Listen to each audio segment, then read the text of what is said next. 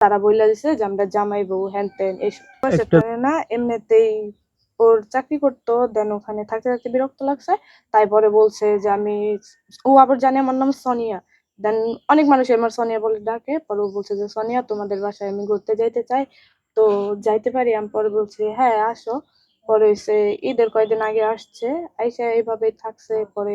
1 সপ্তাহ নাকি 12 দিন ছিল এরকম থাকার পরে পরে উনার হচ্ছে দুলাভাই, তারপরে বইনে ছোট ভাই, সে আইসা নিয়ে গেছে, পরে যায় থাকছে। তারপর অনেক এগুলাই থাকার পরে ওখানে আবার যায় 1 সপ্তাহ নাকি ও তো 8 দিন এরকম ছিল থাকার পরে পরে আবার বলছে তাহলে আমরা আসি, আইসা ঘুরে ফিরে পরে আবার চলে যাবো। পরে এই যে গুণ গুণ আসে দেখা মানুষ আর কি, এগুলো দূরের মানুষ সবাই নেই, আমার চাচাতো বোনেরা বা আমার বোনেরা এইসব বলছে, গুজব ছড়াইছে, দেখছে যে আমি অসুস্থ, আমার সেবা যত্ন করতেছে হ্যান ত্যান, এটা নিয়ে আর কি ভাইবা যে তারা বইলা দিছে যে আমরা জামাই বউ হ্যান ত্যান এইসব। একটা ভিডিওতে আপনি নিজের মুখে স্বীকার করেছেন আপনার ছেলে ও মেয়ে আপনারা সংসার খাইলে, এটা তো আপনারাও জানেন যে তার বিষয়টা আসে না এখনো, বিষয়টা আসে না, এটা প্রশ্নটা করছেন আগে তো, এটা বইলা কেন আমি বলছি, এই কথাটা কেন বলছি জানেন তো, বিষের প্রভাবটা কতদিন থাকে তাই না? আর আমি হইছে হসপিটালে ছিলাম, তো মনে করলেন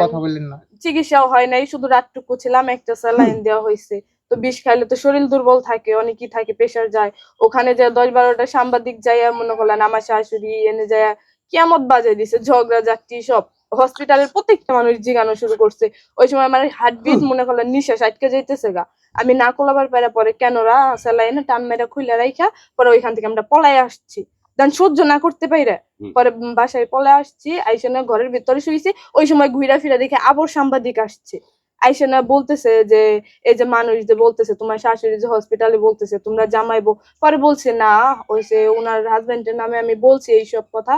লুচ্ছামি করতে চাই, এটা করতে চাই, দেন এটার জন্য আর কি ছাপা পাওয়ার জন্য এই কথাটা বের করছে। পরে কয় না তোমরা সত্যি ঘটনা বলো, তাহলে তোমাদের নামে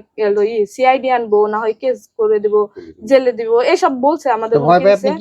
আগে শুনেন, পরে আমরা বলছি না এগুলো সত্যি বলতে আমরা ফ্রেন্ডশিপ,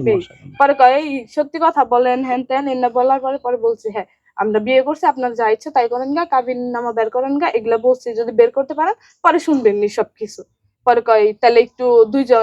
পরে বৈশা রয়েছে, পরে কয় আপনি তো অসুস্থ, তাহলে দেখি একটু মাথার মধ্যে হাত বুলাই দেন। পরে আমি অনেক লাগসাল থেকে পরে আমি শুয়েছি, পরে সেটা ভিডিও করছে, ভিডিও করে এই যে এগুলা লিখে সাইডে দিছে।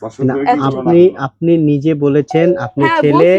ও মেয়ে আপনারা দুজন সংসার করতেছেন, আমি বলি নাই যে ছেলে মেয়ে, বলছে যে